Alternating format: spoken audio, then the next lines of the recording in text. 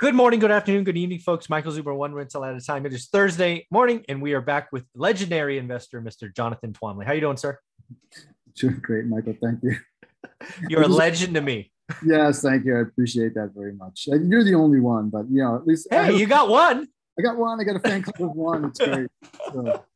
Oh man, that's awesome. So hey, I was actually sent an article by a viewer or a subscriber to my YouTube channel, which is an article I missed for some reason, but it said 21 money habits from a Harvard-trained economist. And I happen to know that I was speaking with you today.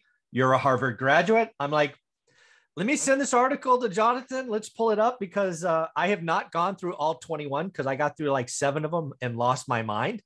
But I thought I would pull it up. We go through it and just have some fun because I'll say it this way. Being a Harvard-trained economist does not make you a great investor based on what I've seen. So this is true. I mean, that's a fair statement. I didn't piss anybody off. I keep the Harvard thing kind of on the QT. On the QT. Some people the wrong way, but yes, I did go there. So there you go. Well, let me just pull it up because we're just going to go to the list because I thought some of these are at least, I don't know if they're controversial, but I think they're worth a discussion. Like number 1, don't borrow for college. I frankly don't graduate if I don't borrow. I went to a junior college, which again, I had to pay for my college, right? I went to a junior college. Fine. It was $4 or $5 a unit. But then I go to Santa Clara University, which was the nicest school I could afford. But it was like 20 grand a year. And I left school I got my 4-year degree, the final 2 years. It's like 42,000 in debt. I don't graduate college without borrowing money. So yeah, I mean, listen, I had some student loans from college. Yep. I had a lot of student loans from law school, which I actually just finished paying off, if you can believe it. And yeah, I mean, I think that probably what this is about though is that you kind of have to do some kind of cost benefit analysis, right? About how much debt you're taking on. I think that is awesome. Yeah. And whether the particular college that you're going to is worth taking on the debt, right? Yes, I think that's fair. So I would say, I mean, let's take this for what it's worth. Like borrowing to go to a place like Harvard probably makes sense because just if you look at what the salaries are like for Harvard graduates, you're going to be able to repay that. Right. Maybe not the case for some other colleges, maybe the for-profit colleges. So I think this is like this is not a general statement that makes sense, but it is a statement that makes sense in some circumstances. I will certainly agree with you that I think more and more people need to do a cost benefit. I think you should have a plan. I think the fact that you can borrow money sight unseen is crazy. I frankly think they should do college borrowing like they do housing, right? Just because you can. This is like 06 all over again. Everyone to get a loan, all they had to do was sign a piece of paper. Well, that didn't end well. You got on the property ladder, you got kicked off because you were not financially ready.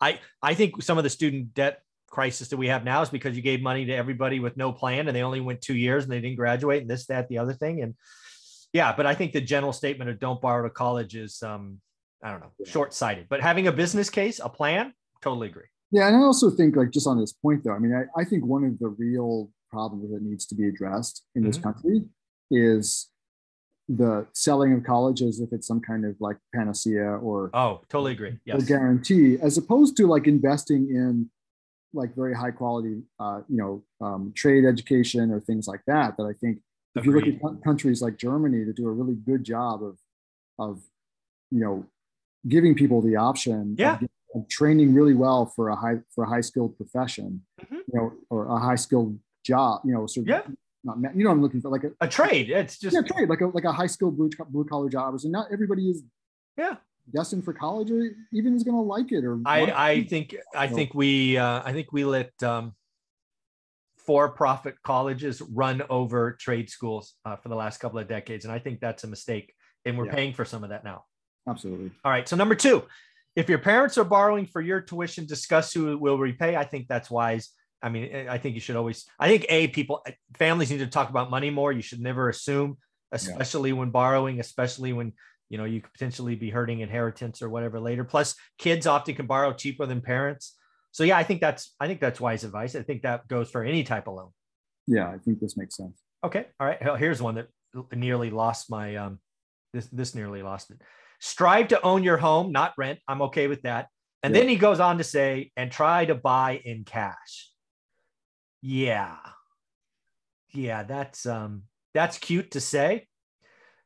In practice, home ownership would be a lot lower if that was the real. Yeah, I mean, I guess what you're saying is if you've got the cash to do it, do it. But I mean, there are very few markets where most people are able to do something like this, right? So I mean, people can't even pay cash for cars, Jonathan, let alone a home. I think it's kind of unrealistic, but I don't think this is aimed at everybody. But yeah, I mean, listen, my particular bent is to really be judicious in your use of debt.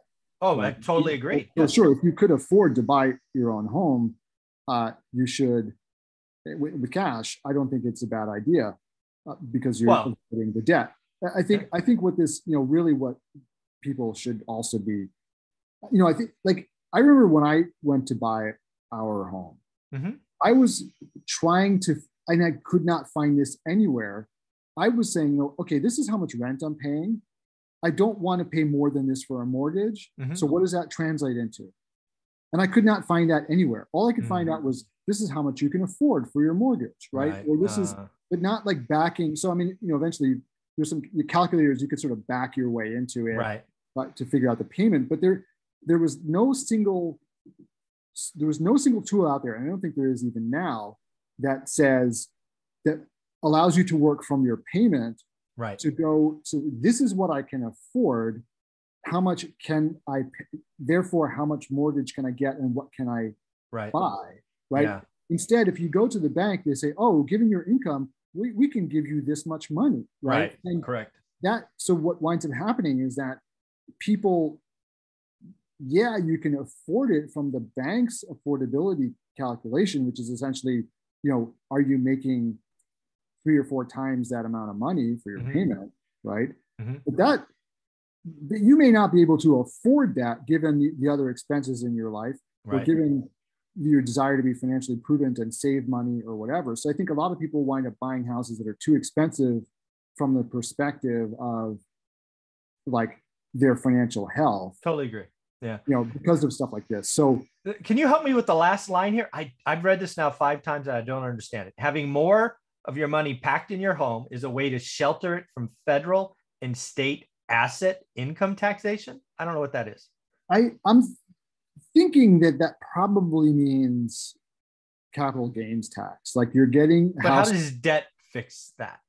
I don't understand. Well, because then you've got, I guess the theory is then you've got the money that is not in your house is now invested in something else. So basically don't borrow it for earn 10 so you can avoid paying capital gains on the 10. Is that what we're saying? I'm thinking what that means. That's ass backwards. Because your house, you're not paying capital gains tax on your house. Of course not. Totally agree.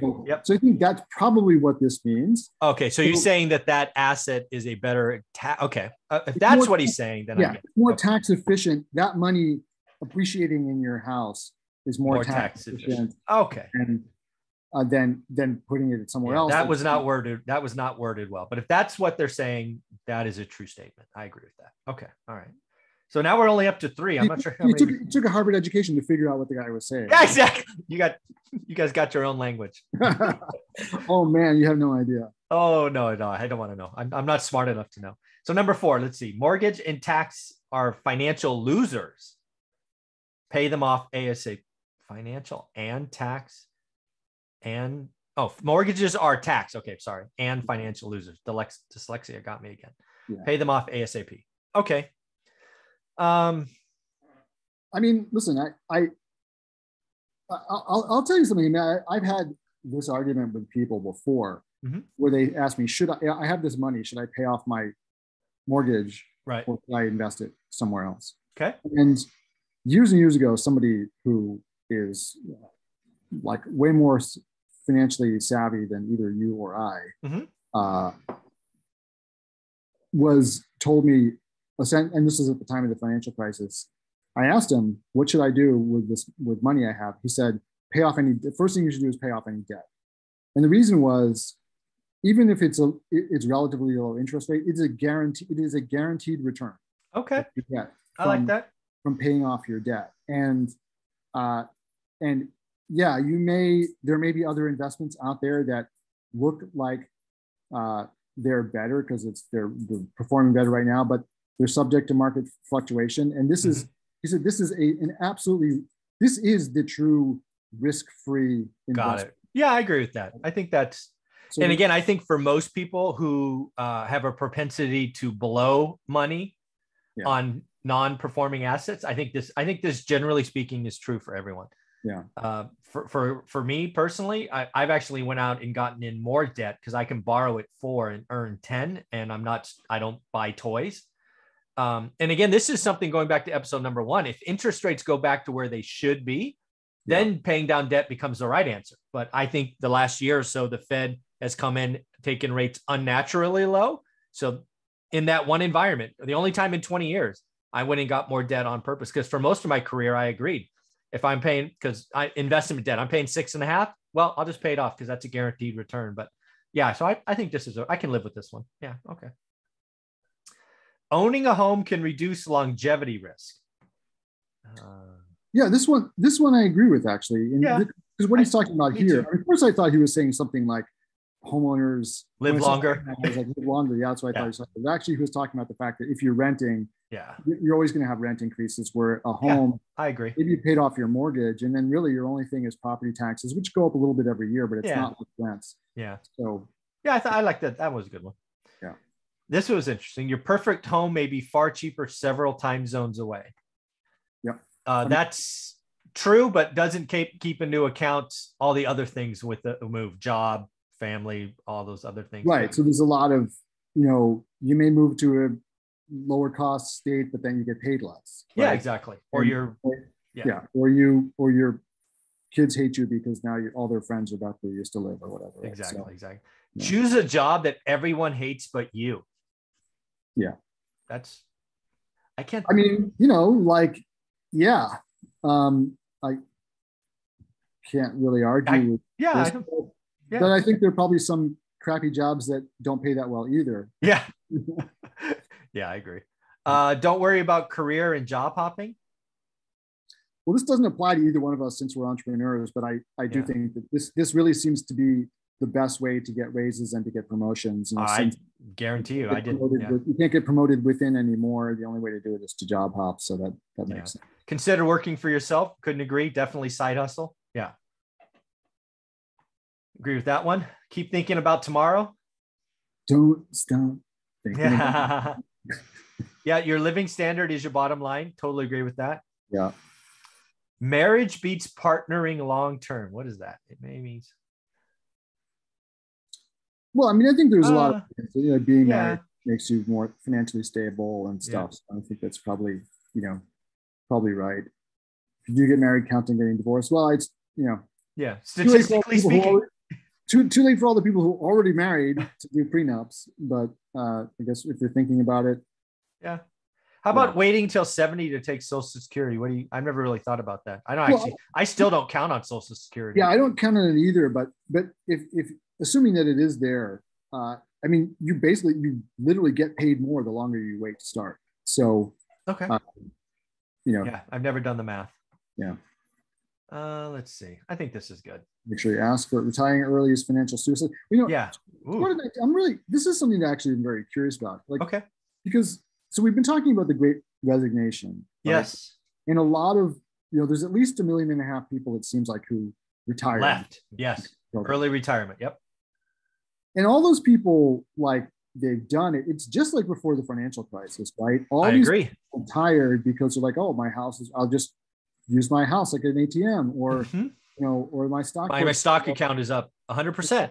Yeah, so there's my retirement fund, and I don't have to work anymore. And then it all went kablooey, and they were screwed, and they all, I don't know what they did after that.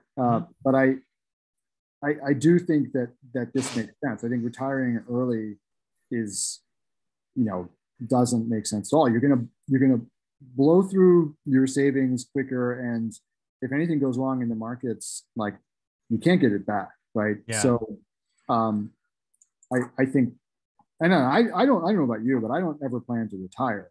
And No, I've actually stopped using that word. Yeah, yeah. I agree with you. Because I was saying I was retired. That was kind of my shtick, right? Retired at 45, but I didn't really retire. I'm doing something different.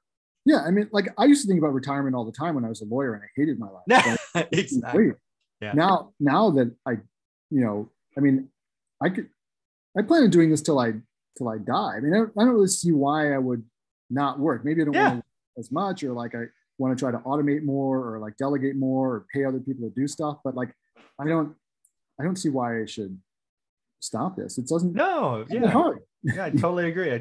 So then the last one, if you're worried about the downside risk, play the stock market like a casino.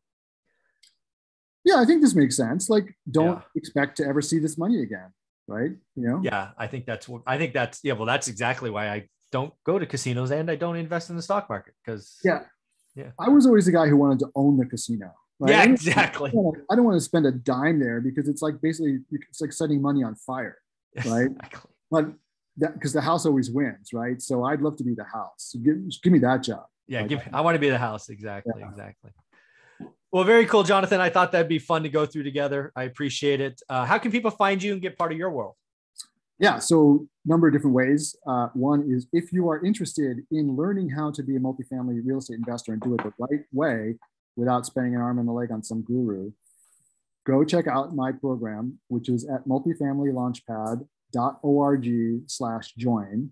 It's very affordable. It is comprehensive, and you get to talk with me once a month on our group calls, which are a lot of fun, and you learn a lot. Yeah. You can also get on my email list by going to justmultifamilylaunchpad.org without the join. And there's a free download there, which is a checklist of everything you have to do to invest in multifamily real estate and syndicate deals. It's like an 11-page checklist, basically tells you everything. And if you want to invest with me, instead of, you don't want to do it yourself, but you just give me the money, just Google my website, which is Two Bridges Asset Management LLC. And there's an investor page and you can fill out the form and you'll get on the list. Very cool, Jonathan. Thank you very much. Absolutely. Mm-hmm.